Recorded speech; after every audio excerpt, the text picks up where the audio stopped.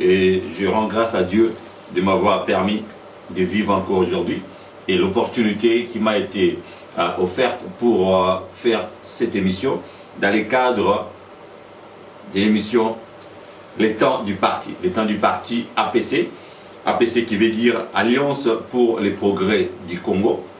Et c'est un parti politique qui œuvre actuellement dans notre pays, le Congo, la République démocratique du Congo.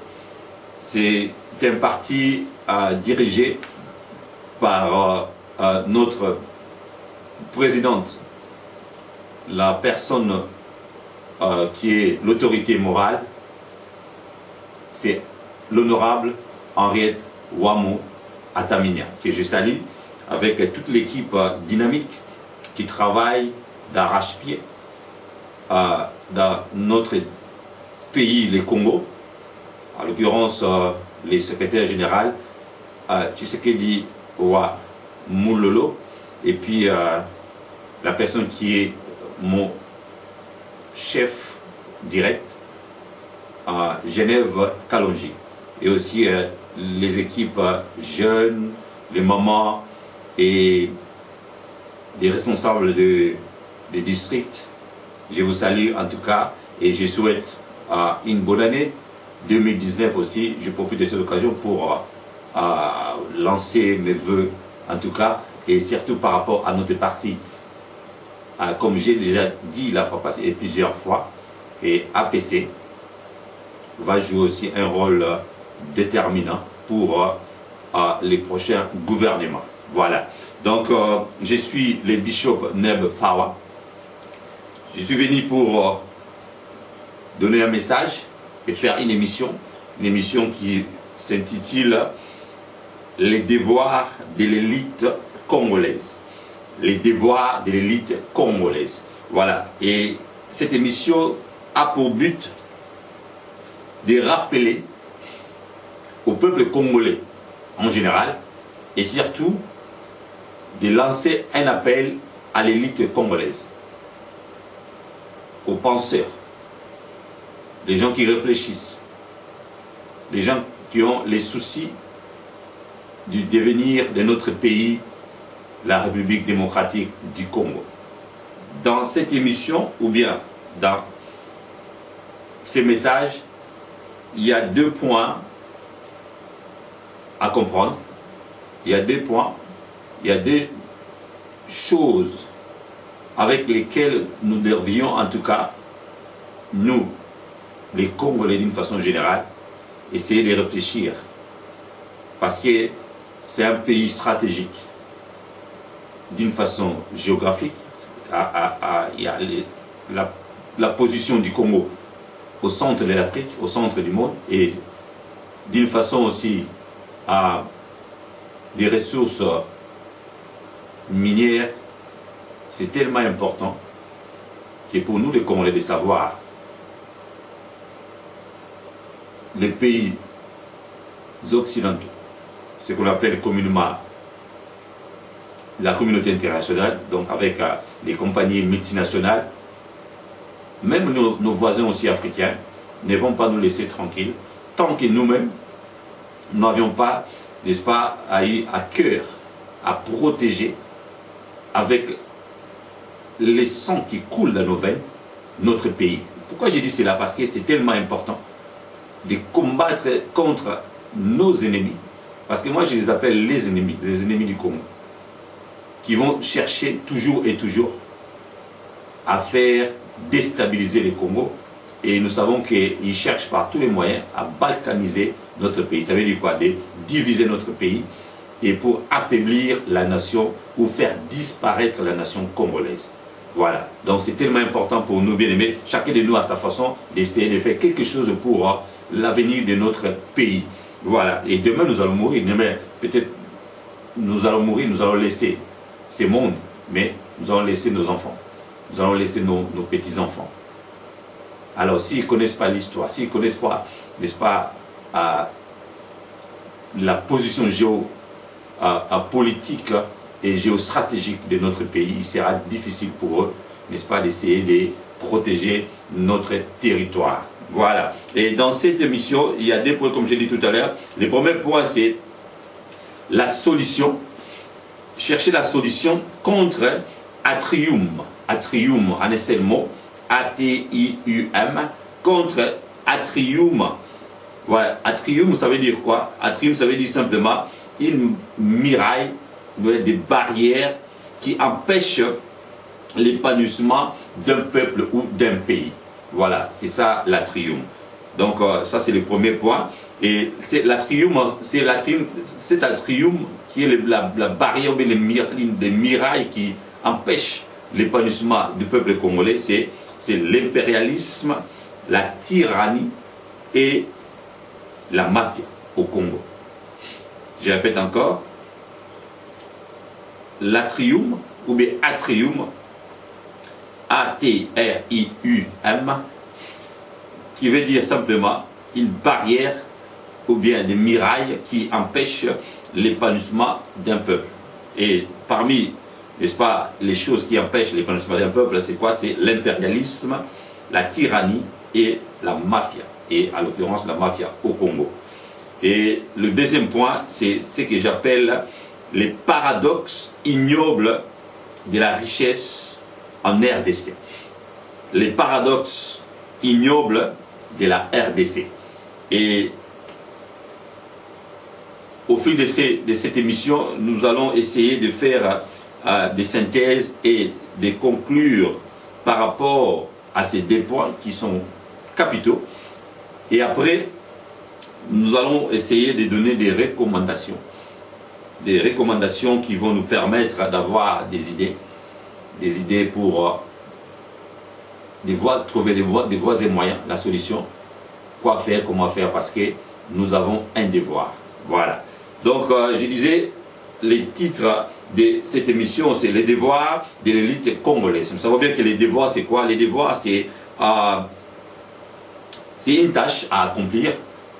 C'est quelque chose, c'est aussi une responsabilité et une obligation par rapport à ce que tu es en train de faire dans la vie et pour accomplir surtout un travail intellectuel. Voilà, un travail intellectuel. Donc, je ne vais pas me baser, je ne vais pas aller gauche à droite par les devoirs des autres entités ou les devoirs des autres responsabilités, mais les devoirs de l'élite. Les devoirs de l'élite, c'est un devoir intellectuel, d'utiliser la matière grise, de réfléchir, de penser, de voir loin. Alors cette élite-là, l'élite, c'est ce qui est, ce qu'on appelle en anglais aussi les think tanks, les gens qui pensent en avance, les gens qui réfléchissent, les gens, n'est-ce pas, qui sont, il y a ce qu'on appelle les érudits, les gens que Dieu a dotés d'une intelligence un peu supérieure par rapport aux autres.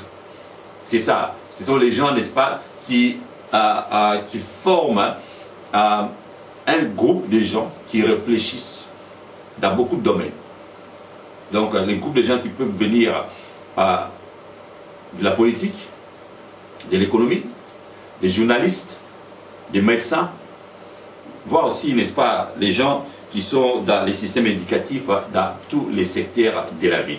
Voilà, et l'assemblée de ces gens-là qui réfléchissent d'une façon intellectuelle, c'est ça, ce qu'on appelle l'élite. Alors au Congo, dans tous les pays, il y a l'élite.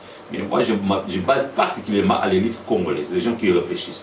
Ça peut ou ne pas être, n'est-ce pas, des groupuscules ou bien des confréries ou bien des groupes de gens ou bien des ligues de gens, n'est-ce pas, qui se réunissent tous les dimanches ou bien une fois par mois pour réfléchir. Non.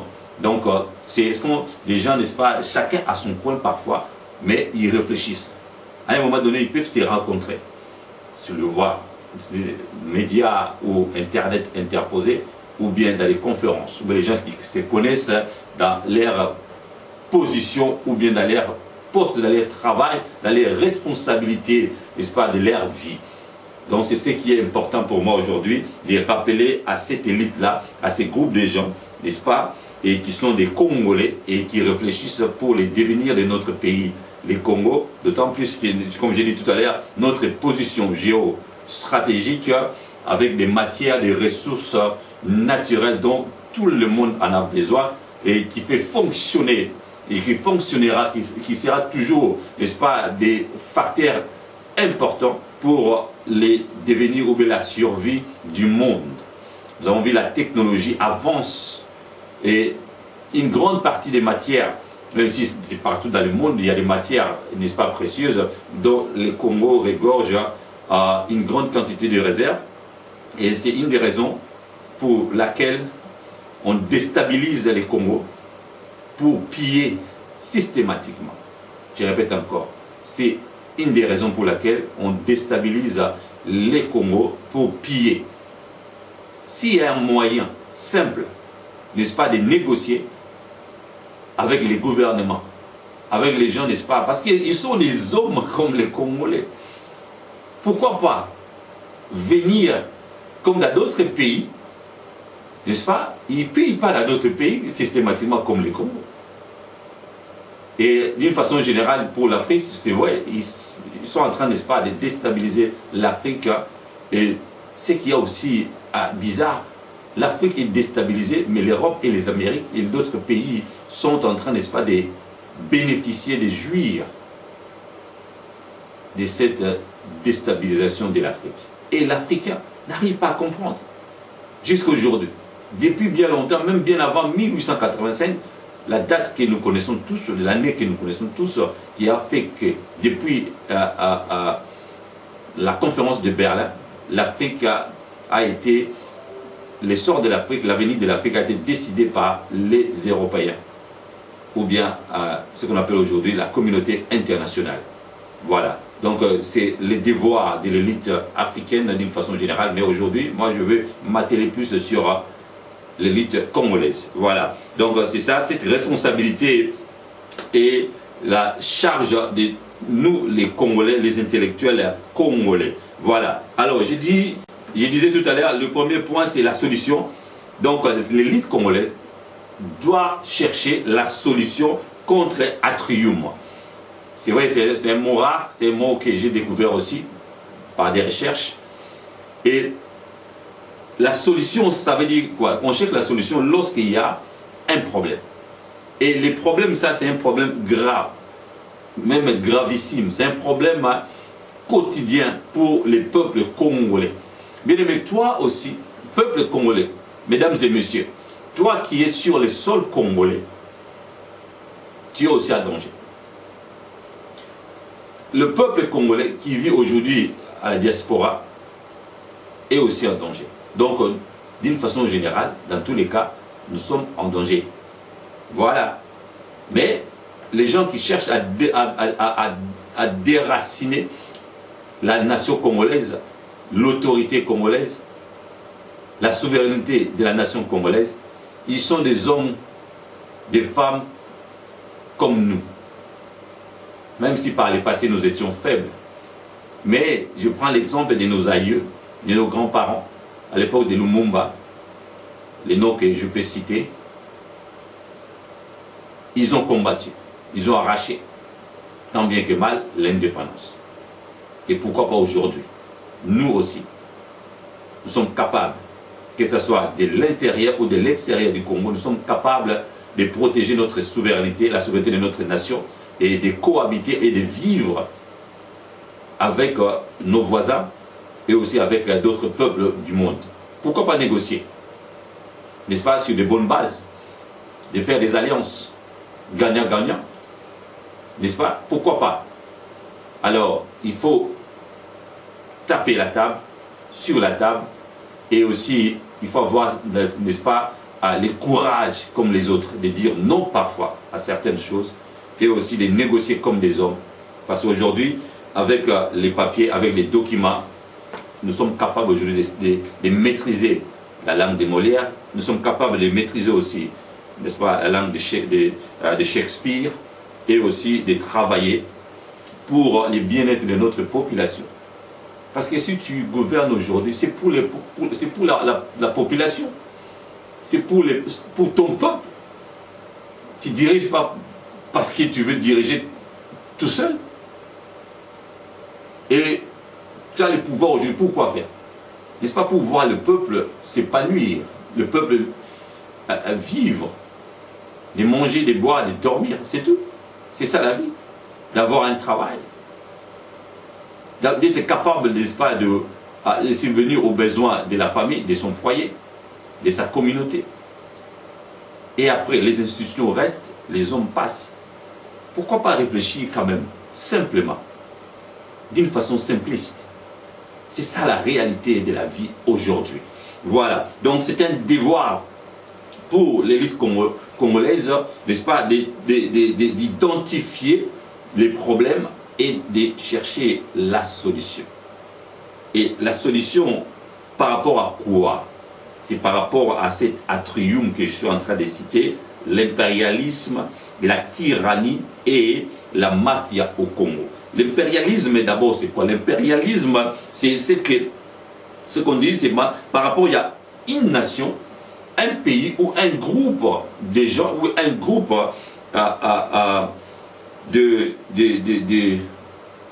n'est-ce pas, des bailleurs de fonds qui imposent leur autorité ailleurs, comme on dit aussi, d'outre-mer, dans d'autres territoires. Ils imposent leur système, économique, système politique, voire même système social à d'autres peuples. Donc c'est un système, c'est un pouvoir d'imposition. Donc quand il vient, il impose le système à dominant, n'est-ce pas, les peuples autochtones. C'est ça l'impérialisme. Nous avons, n'est-ce pas, vu par le passé, même dans la Bible, l'époque des Romains, les Romains ont dominé le monde. Ils ont imposé leur système partout dans le monde et en matant, n'est-ce pas, les peuples autochtones. Il fallait obéir aux Romains. Et c'est pourquoi le Seigneur Jésus, lorsqu'il est venu, il a, comme lui, il est Dieu, il a compris, il a dit, ben, si les Romains te tapent, te frappent à la main, à la joue gauche, et tu donnes l'autre joue. Et ils étaient étonnés par rapport à leur loi, c'était pas possible de frapper quelqu'un 2 fois comme ça. C'était comme ça, bien aimé, par le passé. Et on a vu aussi, par exemple, l'impérialisme britannique. Les Anglais, ils étaient sortis de leur pays. C'est une des raisons, n'est-ce pas, pour laquelle ils ont les territoires, ce qu'on appelle les Commonwealth. Donc, ils ont maquillé l'impérialisme au Commonwealth. Ça veut dire quoi? D'avoir les richesses communes. Mais l'Angleterre, c'est un pays riche, un pays développé, un pays, ce qu'on appelle, n'est-ce pas, de la première classe. Mais les pays africains, d'autres pays africains, d'autres pays du Commonwealth, ne sont pas aussi développés comme les Anglais. Ils ne partagent pas le même richesse. Donc c'est ça. Et aujourd'hui, il ne faut pas voiler la face, il faut dire les choses. Étant intellectuel, il faut, n'est-ce pas, se mettre debout. L'intellectualisme, ce n'est pas obligatoirement avec des diplômes ou des grands diplômes. Avoir, n'est-ce pas, les degrés, les masters ou bien les PhD, ce qu'on appelle aussi communément en français, d'avoir la licence, ou bien le graduat, ou bien la maîtrise, n'est-ce pas, dans beaucoup de domaines. Non. C'est la capacité de réfléchir. C'est la capacité, n'est-ce pas, de savoir expliquer les choses que tu comprends, les choses que tu connais, la connaissance dont tu as. Et tu es capable de l'expliquer, de les transmettre à d'autres personnes. C'est lui qui sait, n'est-ce pas, à préparer le fumwa, par exemple, en Kikongo ou en Lingala. Tu as une connaissance, donc tu as, n'est-ce pas, quelque chose, une connaissance que tu peux transmettre, tu peux avoir la capacité de l'expliquer, même à Kikongo, même à Lingala. Les Chinois, comment ils communiquent, ils se communiquent entre eux? En chinois. Les Japonais, eh bien, ils n'ont pas besoin d'anglais pour envoyer les fusées, n'est-ce pas, en haut. Les Français, ils utilisent la langue française. Les Anglais aussi, pourquoi pas aussi nous? Donc l'intellectualisme ne rime pas forcément avec les Français ou l'anglais. Donc ça, c'était une parenthèse pour le peuple congolais. Voilà. Donc c'était par rapport à l'impérialisme. Et il y a aussi ce qu'on appelle la tyrannie. La tyrannie, c'est un pouvoir qui impose aussi le peuple de vivre selon un système de force.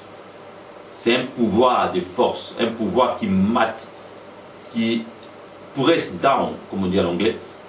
Excusez-moi parce que je suis en Angleterre, je parle aussi l'anglais, mais je vais faire l'effort de rester dans la langue de Molière pour faire comprendre l'audience à laquelle je suis en train, n'est-ce pas, de s'adresser. Je sais que le peuple congolais, nous comprenons le français, même si le lingala, c'est notre langue aussi nationale. Voilà. Donc c'est important, bien aimé. C'est important de savoir que ça fait des années, depuis beaucoup d'années, la République démocratique du Congo a été gouvernée d'un système tyrannique. Le peuple ne vit pas, c'est le dont nous pouvions espérer d'avoir un petit travail, d'être capable, n'est-ce pas, de subvenir aux besoins, un parent par exemple, ou des parents, d'être capable de subvenir aux besoins de leur foyer, de leur famille. C'est ça ce qui fait que la vie, c'est ça la nation, c'est ça un pays. Il y a le gouvernement, il y a le peuple, il y a les gouvernés et les gouverneurs. C'est comme ça.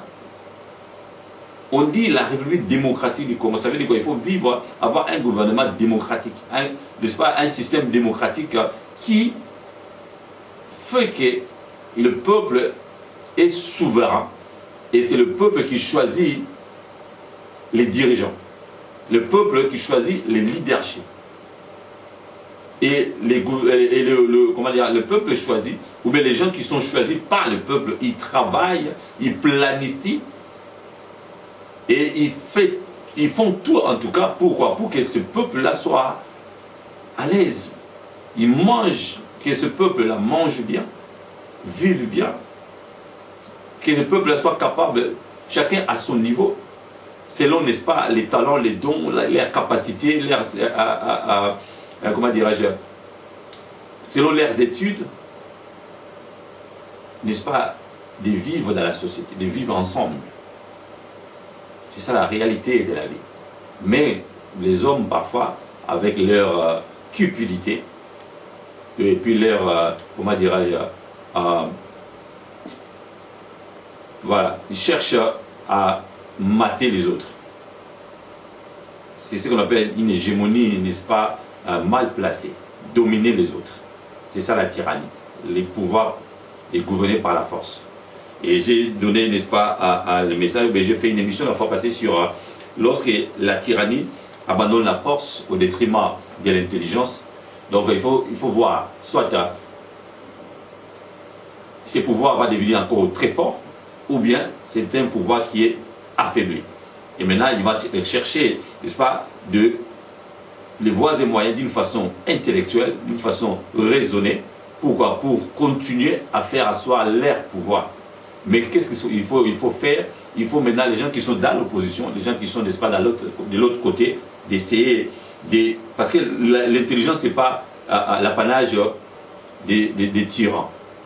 Alors, dans la société, il y a les gens qui sont intellectuels, il y a les gens qui réfléchissent aussi autrement, il y a les gens qui sont contre les systèmes tyranniques. C'est pourquoi j'appelle ça l'élite. Et l'élite doit faire tout pour vouer à l'échec la tyrannie, pour libérer le peuple. Le peuple doit se libérer. Il n'y a aucun pouvoir qui a été donné gratuitement au peuple. C'est le peuple qui s'est mis debout. Nous avons l'exemple, n'est-ce pas, de la Roumanie. Ceausescu, il a maté le peuple pendant des années. Mais un jour, le peuple s'est levé. Malheureusement, il y a des morts, il y a les sangs qui doivent couler, mais évidemment, dans tout pouvoir, il y a les rapports de force. Le peuple, quand il se met debout, il y aura des victimes, il y aura des martyrs, toujours. Malheureusement pour les aïeux qui sont partis comme martyrs, même les gens qui sont récemment, ils ont perdu leur vie juste pour que le Congo soit aujourd'hui ce qu'il est aujourd'hui. Mais nous qui sommes vivants, moi personnellement, en tout cas, je leur rends hommage et que leur descendance, n'est-ce pas, continue à vivre dans la paix, dans la joie. Voilà, c'est ça ma mission. Donc, et après la tyrannie, il y a quoi? Il y a la mafia. Il y a la mafia au Congo. Il y a la mafia partout. Nous connaissons la mafia par rapport, n'est-ce pas, aux Romains, en Italie. Mais il y a la mafia aussi au Congo. Pourquoi? Parce que la mafia, c'est quoi? La mafia, c'est un système aussi d'imposition. C'est un système de corruption systématisé dans tous les niveaux de la vie. Et la mafia, c'est un groupe de gens qui sont, comment dirais-je, ce sont je peux les appeler les courageux, qui n'ont peur de rien, qui sont prêts à tuer, qui sont prêts, n'est-ce pas, parfois ils offrent aussi les possibilités, les options de collaborer avec eux, ou bien ils vont te tuer, ou de faire ce qu'ils vont te dire de faire. Si tu ne collabores pas avec eux, si tu ne cohabites pas avec eux, ils vont te tuer. C'est comme ça la mafia. Et c'est ce qui se passe au Congo. Il y a la mafia qui est imposée, un système de corruption à tous les niveaux, à toutes les bases, n'est-ce pas, de la vie sociale, de la vie quotidienne. Les gens n'imaginent plus que dans la vie, il y a un système de salaire, il y a le travail, n'est-ce pas, il faut travailler, et après le travail, c'est le salaire qui va remporter les prix, et le prix du salaire qui va faire que tu vives avec l'argent que les sueurs de ton front ont procuré. Et qu'avec cet argent, tu vas payer les loyers, tu vas nourrir les enfants, prendre soin de ta famille, de ta femme ou bien de tes enfants, et aussi, n'est-ce pas, de vivre aussi, de planifier l'avenir. C'est ça. Si le bon Dieu nous a donné la vie, mais pourquoi un homme comme toi, il ne veut pas que tu vives? Le bon Dieu nous a donné la vie, il souhaite que nous vivions, n'est-ce pas, dans la joie, dans l'allégresse de jouir. Et ce n'est pas par hasard, le Seigneur Dieu a déversé sous les sous-sols congolais les diamants, l'or, coltan, l'uranium, manganèse, cobalt, cuivre. Toutes ces matières qui font que aujourd'hui les gens disent comme si c'est la malédiction pour les Congos. Non. Nous avons un grand territoire que personne aujourd'hui est capable de le réduire. Ils cherchent tant bien que mal à diviser le Congo, à balkaniser le Congo. Mais j'ai aussi fait des émissions qui s'intitulaient « Les docteurs Congo ne seraient jamais, jamais, jamais détruits ».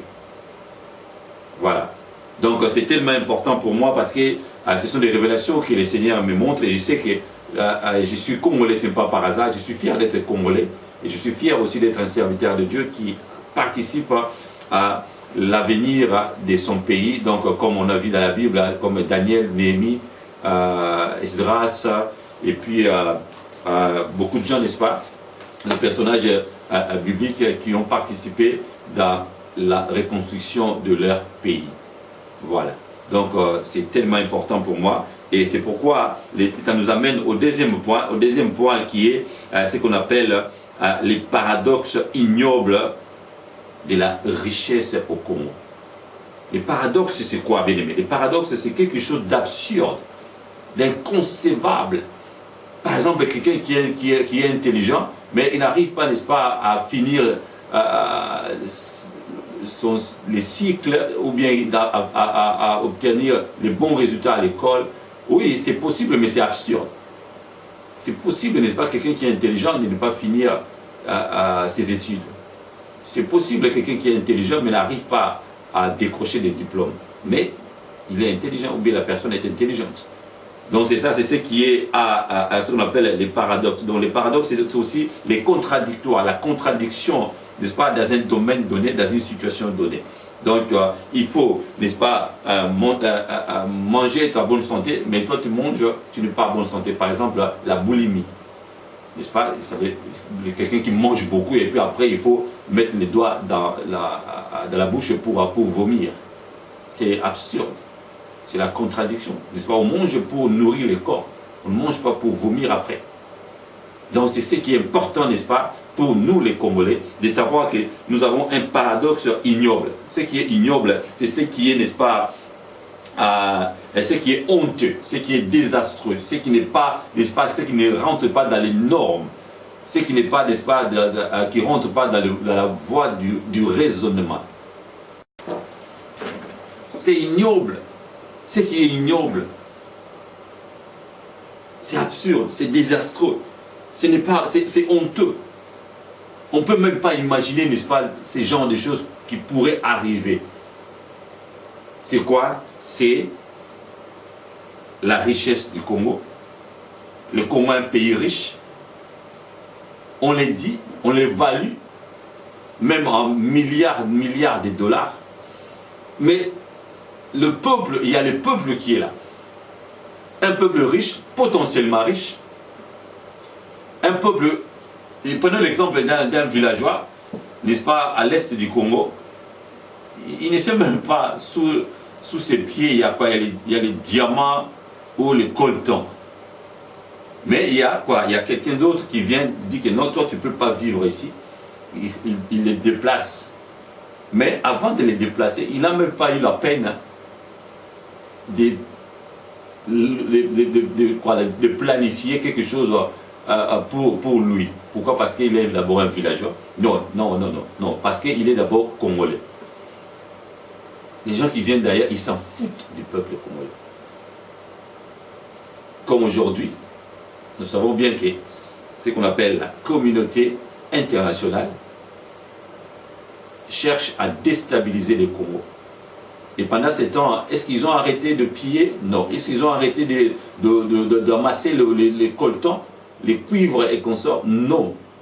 Mais pendant ce temps, les peuples congolais sont en train de mourir comme des bêtes. Ça fait mal. C'est pas pour rien, nous sommes les Congolais. Pourquoi il y a d'autres peuples? Mais pourquoi ça ne se passe pas ailleurs? Pourquoi au Congo? Et nous, nous sommes les Congolais. Je suis peuple congolais, j'ai les droits de revendiquer, n'est-ce pas, mes droits. J'ai les droits, j'ai les devoirs de dire quelque chose, de chercher, n'est-ce pas, des voies et moyens. L'impérialisme, la tyrannie, la mafia, et on ajoute les richesses dans notre pays. Alors, maintenant, en parallèle, qu'est-ce qui se passe? C'est le peuple congolais qui est au milieu. Lorsqu'il y avait l'impérialisme, l'esclavagisme, le peuple congolais, il était où? On était en train de couper, n'est-ce pas? Si tu ne fais pas la chose qu'on te demande, on coupe le main. On viole, n'est-ce pas, nos femmes. C'est une des raisons, il y a le métissage, n'est-ce pas, dans nos pays, les pays africains. Donc c'était un système d'imposition. Et la tyrannie est venue, c'est pareil. Il faut faire ce qu'on t'impose de faire. Mais quand on dit la République démocratique du Congo, donc le peuple n'est pas souverain, le peuple n'est pas libre à choisir. Et on a introduit la mafia. Pourquoi? Pour corrompre maintenant les gens qui sont intelligents, les gens qui réfléchissent autrement, pour faire dévier la mission de l'élite congolaise. Il n'y a pas le système d'éducation approprié, il n'y a pas le système de santé publique, il y a la malaria, des maladies endémiques qui ravagent des peuples. Aujourd'hui, on a introduit l'Ebola, mais les départements de la santé publique, les ministères de la santé publique, qu'est-ce qu'il est en train de faire pour essayer d'éradiquer ces maladies? Parce que la malaria a existé aussi en Europe. J'ai étudié ça à l'université. Il y a ce qu'on appelle les miasmes, il y a des poussières qui font, n'est-ce pas, qui fait propager des maladies infectieuses ou bien des maladies contagieuses. C'est une des raisons on essaie de paver partout ici en Europe. Mais c'est possible aussi au Congo. Par le passé, il y avait des routes macadamisées, n'est-ce pas, même dans nos petites ruelles. Mais aujourd'hui, ça n'existe pas. Et on n'a même pas un système de... comment dirais-je, qu'on appelle le système de le refaire. On appelle ça comment encore? De maintenance. Voilà. Pour faire maintenir, n'est-ce pas, des infrastructures. Ça génère du travail. Est-ce qu'il n'y a pas l'argent au Congo?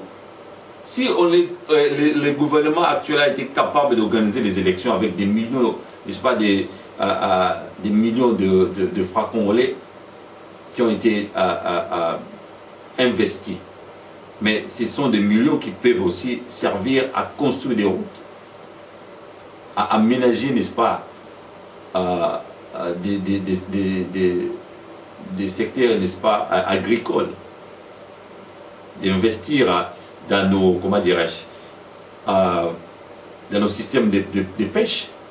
Mais j'ai vu la fois passée, il y a quoi? Il y a des Congolais qui sont en train de rétablir ou bien de fabriquer des bateaux. Pourquoi pas investir? Il y a l'ingénieur qui demande, n'est-ce pas, de l'aide. Il y a les pays étrangers qui sont interpellés par rapport à ça. Et pourtant, nous avons un gouvernement qui est capable. L'argent qu'on perçoit à l'aéroport, les 50 $ qu'on perçoit à l'aéroport, ça va où? L'argent, n'est-ce pas, qui rentre dans tous les systèmes de nos ports. Bien aimé, peuple congolais, réveillons-nous. C'est la vie. Demain, moi je vais mourir, demain tu vas mourir, demain les gens qui ont vécu hier, ils ne sont plus aujourd'hui. Mais réfléchissons quand même. Alors, dans tout cela, il n'y a pas d'avion, il n'y a pas la compagnie aérienne. Mais dans l'époque des Zaïre, ça existait. Si les Zaïre étaient capables d'acheter des avions pour créer une compagnie nationale Air Zaïre, pourquoi pas aujourd'hui? C'est possible. C'est possible. Et ce qui est encore ignoble, les paradoxes ignobles de la République démocratique du Congo, et nous avons la pauvreté extrême de la population d'une façon générale. Une observation empirique, il y a un groupe de gens qui vit bien. Je ne sais pas si je peux dire 5 ou 10% de la population congolaise, d'une façon générale. Mais les 90%, ils vivent comment? Ils se débrouillent tant que mal, tous les jours, tous les jours, tous les jours. Il n'y a pas les systèmes de provision au Congo. C'est toi, Kinshasa, c'est encore pire. Nous avons l'électricité. Les paradoxes ignobles de la République démocratique du Congo. Les barrages. C'est vrai, ça coûte de l'argent pour maintenir. D'abord, le fait de créer, d'inventer, ou bien de créer le barrage d'Inga. Mais il fallait, ou bien il faut, et obligatoirement, moi j'étais même pas né peut-être, mais est-ce que les ingénieurs, les ministres, ils ne savaient pas qu'il faut créer aussi un système de maintenance? Si on ne crée pas, on ne fabrique pas les turbines, mais on peut les acheter quand même, les pièces de rechange. C'est possible que la vie de Kinshasa soit éclairée. Oui, le Congo, ce n'est pas Kinshasa, ce n'est pas le Congo, mais même tous les Congos, si on évalue la capacité de barrage Inga d'alimenter même une grande partie de l'Afrique, mais y compris les Congos, y compris les pays, n'est-ce pas? Donc ce ne sont pas des choses à dire comme ça, ce sont des choses que moi je suis en train de planifier, et par la grâce de Dieu et par les destins de ma vie, si jamais je me positionne quelque part, si jamais, n'est-ce pas, j'y travaille comme déjà je suis le membre de notre parti APC, et ce sont des choses que je vais communiquer à notre parti, et je suis en train, n'est-ce pas, de communiquer à notre parti, parce que je sais que la personne morale qui dirige l'APC, elle est dynamique, à la personne de Harriet Ouamou Ataminia. Donc j'ai déjà essayé de conseiller par rapport à tout ce que je suis en train de dire. Donc je sais que le Seigneur va faire grâce par sa position. Elle va faire en tout cas quelque chose pour le bien-être de notre population, qu'elle travaille déjà d'arrache-pied, elle aide, n'est-ce pas, tant bien que mal, ce peuple-là plutôt, et cette population qui a besoin au quotidien des gens comme elle. Alléluia. Voilà. Donc c'est tellement important pour moi de voir et tout cela. Donc pour simplifier ces choses, je suis en train de parler, n'est-ce pas, les devoirs de l'élite congolaise. Des devoirs de l'élite congolaise aujourd'hui.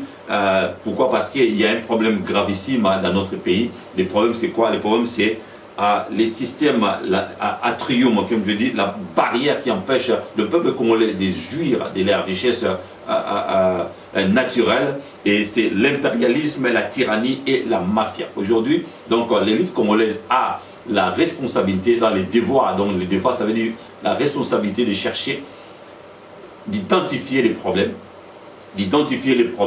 Et par rapport à ça, il faut chercher maintenant la solution. La solution, pourquoi? Parce que les hommes qui sont en train de mater, de piller, de mettre, n'est-ce pas, des systèmes de la corruption dans notre pays, ce sont des hommes comme nous. Et ce sont des ennemis. On les dit à tout aujourd'hui, ce sont les ennemis de la peuple congolais, de la nation congolaise et du peuple congolais. Donc c'est quelque chose de dire et d'essayer de faire une action pour empêcher ces systèmes. C'est un système que tous les gens qui réfléchissent connaissent.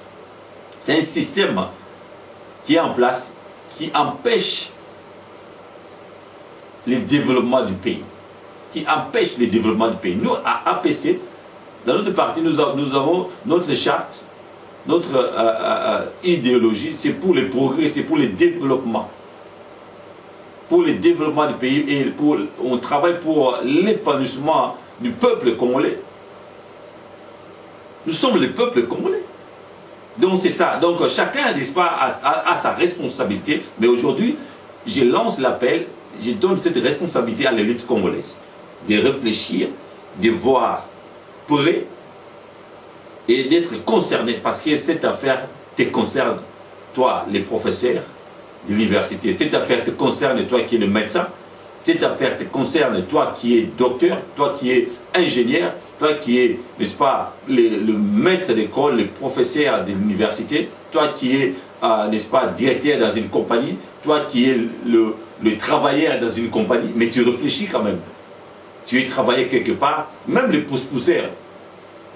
Parce que les pousse-pousseurs aussi, ce sont des gens aussi qui réfléchissent, qui ont aussi été sur le banc de l'école. Donc c'est important. Alors, et par rapport à ça, il y a des recommandations que j'ai essayé de réfléchir par rapport à ça. Il y a quoi? Les recommandations, c'est d'abord, lorsqu'il y a des contrats à signer, alors on voit, il faut beaucoup réfléchir, il faut impliquer les avocats, les gens qui sont disposés et disponibles pour avoir le temps de discuter ces contrats, les contrats qui engagent les pays, par rapport aux investisseurs étrangers, et pour aussi, n'est-ce pas, pour des réalisations des grands travaux, des infrastructures qui permettent l'avancement du pays. Voilà. Et aussi, à part ça, il y a quoi? Il faut engager des dialogues francs et des dialogues de communication équitables avec des pays ou bien avec ce qu'on appelle la communauté internationale et aussi les multinationales, mais les compagnies multinationales. Donc c'est tellement important. Ça c'est la deuxième recommandation. Et la troisième recommandation, c'est quoi? C'est il faut essayer d'éviter l'imposition des industries et des entreprises à clé en main. Il faut éviter l'imposition des entreprises et des industries à clé en main. Ça veut dire quoi? Ce sont, n'est-ce pas, les gens qui viennent investir avec des compagnies à clé en main. Ils cachent, ils empêchent, n'est-ce pas, aux autochtones de bénéficier de leur technologie, de leur savoir-faire. Par exemple, en Chine, quand les Occidentaux vont en Chine pour faire travailler les Chinois, ils leur disent tout. Les Chinois ont aussi la connaissance de fabriquer des machines. Alors, c'est la clé, n'est-ce pas, du développement de la Chine. Mais nous, en Afrique, on ferme les yeux lorsque les capitaux étrangers viennent et avec des industries, des entreprises à clé en main. Ah, ça crée du travail. Combien de pourcents? Peut-être même pas 1% du travail créé. Et aussi, après un certain temps, l'industrie ou bien l'entreprise ferme. Les bailleurs de fonds rentrent avec leurs millions. Mais les pays n'ont pas beaucoup bénéficié. Les travailleurs, ils restent là sans peut-être avoir planifié leur pension, leur retraite. C'est dangereux. l'heure a sonné. Peuple congolais, mesdames et messieurs, les filles et les fils du Congo, de la nation congolaise, c'est le moment de travailler ensemble. C'est le moment de chercher des voies et moyens. C'est le moment, à l'occurrence, de faire un devoir intellectuel. Pourquoi? Pour identifier les problèmes. Et lorsqu'on identifie les problèmes, on est capable de trouver des solutions. Parce qu'il y a la solution à trouver. Pourquoi? Pour le bien-être du peuple congolais que nous sommes. Nous sommes la nation congolaise. Nous sommes là pour notre devenir. Nous sommes là comme des hommes qui sont en train de chercher à décimer la nation congolaise. Des gens qui sont en train de tuer les Congolais comme des mouches, jour et nuit. Je vous remercie. C'était votre humble serviteur, le bishop Neb Pawa. Je parle au nom de l'APC, Alliance pour le progrès du Congo.